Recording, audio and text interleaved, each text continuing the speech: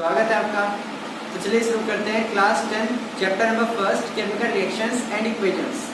आज थोड़ी लाइटिंग खराब है, नो प्रॉब्लम, आप मेरी आवाज़ पर ध्यान दीजिएगा। जो मैं लिखूंगा यहाँ पर वो शायद ना दिखाई दे, लेकिन आप मेरी आवाज़ पर फोकस करिएगा। तो chapter number first chemical reactions and equations, और हम बात कर रहे थे डिकम्पोजिशन रिएक्शंस के बारे में। डिकम्पोजिशन रिएक्शंस में अब हम कुछ इंपॉर्टेंट रिएक्शंस देख लेते हैं, क्योंकि डिकम्पोजिशन रिएक्शंस के यूजेस होते हैं। तो डिकम्पोजिशन रिएक्शन पहली मैं बोल रहा हूं, शायद ना दिखे, AgBr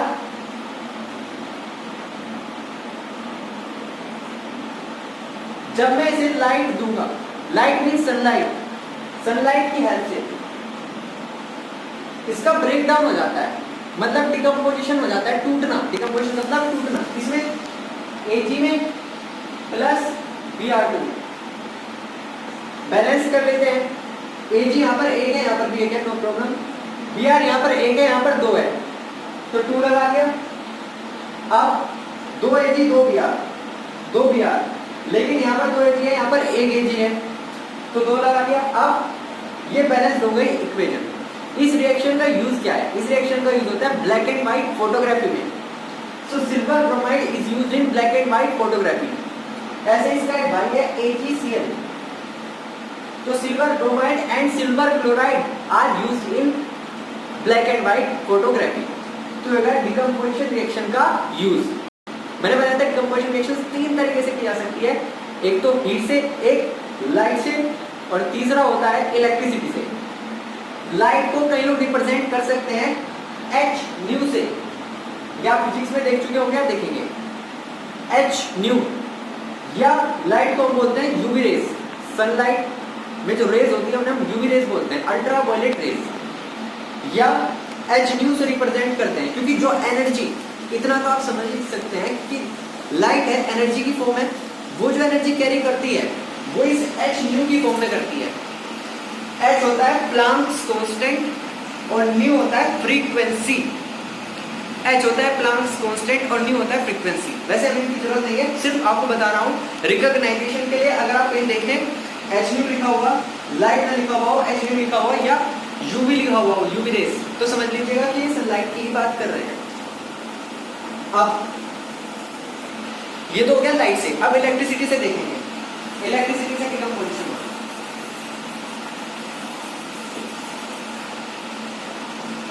NaCl, मेरे पास मोल्टन NaCl है। मोल्टन NaCl का मतलब क्या है? मोल्टन NaCl का मतलब है पिघला हुआ NaCl, ओके, लिक्विड फॉर्म में। मोल्टन बोला है, एक्वस नहीं बोला। एक्वस का मतलब होता है कि वाटर के अंदर NaCl है, और मोल्टन का मतलब होता है कि NaCl पिघली हुई फॉर्म में, दैट इज लिक्विड स्टेट में। दोनों में फर्क समझ लीजिए। तो यह मोल्टन NaCl। अगर मैं इलेक्ट्रिसिटी पास कराऊं मोल्टन NaCl में को, और मैं किसकी हेल्प से कराता हूं? इलेक्ट्रोड्स की हेल्प से, ओके। तो Na चला जाता है एक इलेक्ट्रोड पर, और Cl चला जाता है एक इलेक्ट्रोड पर। ये Na पॉजिटिव और Cl नेगेटिव। सोडियम के ऊपर जो चार्ज होता है +1 होता है, क्लोरीन के ऊपर -1। तो पॉजिटिव चार्ज वाला जो होता है एटम से हम बोलते हैं कैटायन, और नेगेटिव चार्ज वाला एटम जो होता है हम बोलते हैं एनायन। अब ये जो सोडियम है, अब ध्यान से समझिएगा, यहां से कंसेप्ट पक्का हो जाएगा बिल्कुल आपका। देखो, एक तो होता है कैटायन, एक होता है एनायन, ओके, एक होता है कैथोड और एक होता है एनोड। कैटायन मतलब पॉजिटिव, लेकिन कैथोड मतलब नेगेटिव। अभी समझेंगे। कैटायन मतलब पॉजिटिव, कैथोड मतलब नेगेटिव, एनायन मतलब नेगेटिव, एनोड मतलब पॉजिटिव। मतलब जो यहाँ पर है इसका उल्टा मीनिंग यहाँ पर है। अब मान लो एक कंटेनर है, यहाँ पर एक कंटेनर, उसके अंदर मोल्टन NaCl है, और ये आपके 2 इलेक्ट्रोड्स रखे हुए हैं। एक को हम बोलते हैं कैथोड, एक को हम बोलते हैं एनोड। जो कैथोड होता है, कैटायन कैसा था? पॉजिटिव, तो कैथोड होता है नेगेटिवली चार्ज, और एनायन कैसा था? नेगेटिव, तो एनोड होता है पॉजिटिवली चार्ज। इन इलेक्ट्रोड्स की हेल्प से इलेक्ट्रिसिटी पास होती है, ओके। तो ये जो सोडियम का आयन है वो कहां पर जाएगा? अब देखो, पॉजिटिव और नेगेटिव के बीच में होता है अट्रैक्शन, और पॉजिटिव पॉजिटिव के बीच में रिपल्सन, नेगेटिव नेगेटिव के बीच में भी रिपल्सन। ये यूनिवर्सल रूल है कि like charges repel but unlike charges attract. Positive negative attract करेंगे, पॉजिटिव पॉजिटिव नहीं, नेगेटिव नेगेटिव नहीं। तो यहाँ पर पॉजिटिव वाला कहाँ जाएगा? नेगेटिव वाले के पास, दैट इज सोडियम मेटल इकट्ठा हो जाएगा कैथोड पर। कैसे? ये Na पॉजिटिव एक इलेक्ट्रॉन लेकर सोडियम बना देगा, सोडियम मेटल। कुल मिला के बात ये है, शायद आपके अभी ये समझ में ना आए, नो प्रॉब्लम। जो बेसिक चीज आपको ऐसे समझनी है वो समझिए। वो क्या है? वो ये है कि हम डिकम्पोजिशन रिएक्शंस की हेल्प से किसी कंपाउंड में से, कंपाउंड समझते हैं दो या दो से ज्यादा एलिमेंट से मिलकर बना हो, उस कंपाउंड में से हम किसी एक एलिमेंट को अलग कर सकते हैं। जैसे यहाँ पर हमने सोडियम को अलग कर लिया। कैटायन एनायन कैथोड एनोड का कांसेप्ट समझ में आ गया। इलेक्ट्रॉन कैसे लिया, कैसे सोडियम मेटल लिया, वो अगर नहीं भी समझ में आया नो प्रॉब्लम, जो मैं समझाना चाहता था वो आप समझ गए। अब डिकम्पोजिशन रिएक्शंस के बहुत ज्यादा यूज हैं। अब डिकम्पोजिशन रिएक्शन का यूज देख लेते हैं अपनी बॉडी के अंदर। हमारी बॉडी के अंदर क्या यूज है?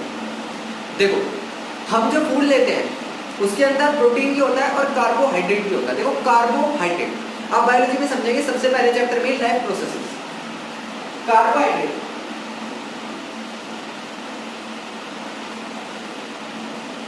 कार्बोहाइड्रेट दो फॉर्म में हो सकता है। मैंने बोला दो फॉर्म में हो सकता है, एक तो स्टार्च और दूसरा है ग्लूकोज।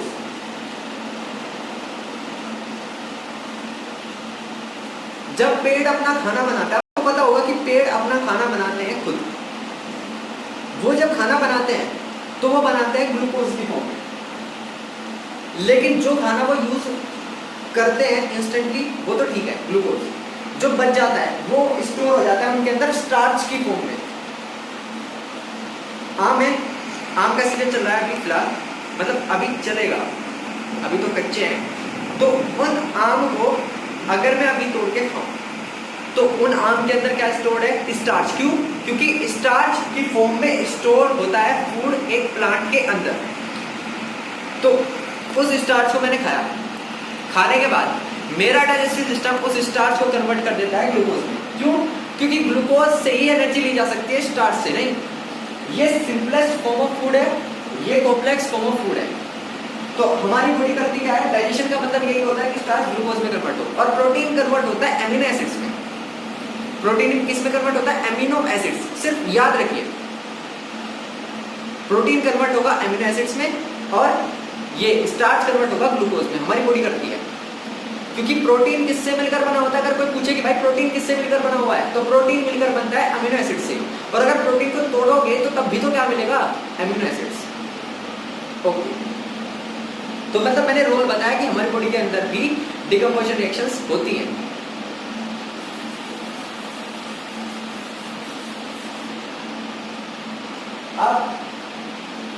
अब हम चलते हैं आगे रिएक्टिविटी सीरीज की तरफ। रिएक्टिविटी सीरीज,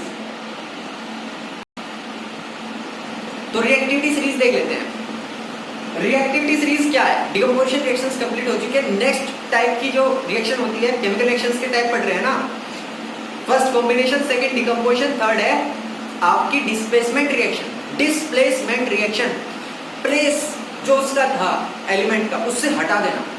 ऐसी बहुत सारी रिएक्शंस हम देख चुके हैं। उससे पहले हमें समझना होगा रिएक्टिविटी सीरीज को। रिएक्टिविटी सीरीज बताती है कौन ज्यादा रिएक्टिव है, कौन कम रिएक्टिव है। इतना समझ गए होगा कि जो ज्यादा रिएक्टिव है वो कम रिएक्टिव को डिस्प्लेस कर देगा। Let me explain you. अगर जिंक है और कॉपर सल्फेट है, zinc plus copper sulphate, ZnSO4 plus Cu, ये रिएक्शन है। अगर मैं इसकी उल्टी लिखूं, उल्टी का मतलब क्या है कि कॉपर प्लस ZnSO4, तो अब क्या है? अगर ये रिएक्शन, मैं बोल रहा हूं कि रिएक्शन पॉसिबल है, अब मैं इसकी उल्टी लिख रहा हूं, तो क्या ये भी पॉसिबल है? नो।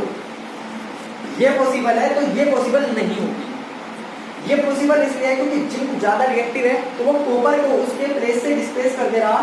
कॉपर अलग, जिंक आके यहाँ पर घुस गया। अगर जिंक कॉपर के साथ ऐसा कर पा रहा है तो इसका मतलब कॉपर नहीं कर पाएगा। अगर मेरा हाइट 5 इंच आपसे तो नहीं, किसी बंदे से अगर 5 इंच ज्यादा है मेरी हाइट, तो इसका मतलब क्या ये है कि उसकी हाइट मेरे से 5 इंच ज्यादा है? बिल्कुल रॉन्ग। जब मेरी 5 इंच ज्यादा है तो एग्जैक्टली उसकी 5 इंच कम होगी। तो यहाँ पर भी ऐसा ही है, अगर ये ज्यादा रिएक्टिव है तो ये तो कम रिएक्टिव होगा, तो फिर ये रिएक्शन नहीं होगी। तो कौन सी रिएक्शन होगी, कौन सी रिएक्शन नहीं होगी, ये पता चलता है रिएक्टिविटी सीरीज से। डिस्प्लेसमेंट रिएक्शन बताएगी, यही डिस्प्लेसमेंट रिएक्शन है। सो नेक्स्ट वीडियो में या नेक्स्ट लेक्चर में हम डिस्कस करेंगे रिएक्टिविटी सीरीज, क्योंकि अब आप समझ गए होंगे इसका इंपॉर्टेंस क्या है। इसी से बता पाऊंगा कि कौन सी रिएक्शन फिजिबल है। फिजिबल, FESIBL, फिजिबल मतलब पॉसिबल है कि नहीं, कौन सी रिएक्शन पॉसिबल है कौन सी नहीं है, वो कैसे पता लगाएंगे? रिएक्टिविटी सीरीज से। उसका एक अच्छा सा तरीका जो कि आपने सुन भी लिया होगा, उसी को हम फॉलो करेंगे, उसी से हम रिएक्टिविटी सीरीज को एक्सप्लेन करेंगे, मतलब याद करेंगे। तो पढ़ाई करते रहिए।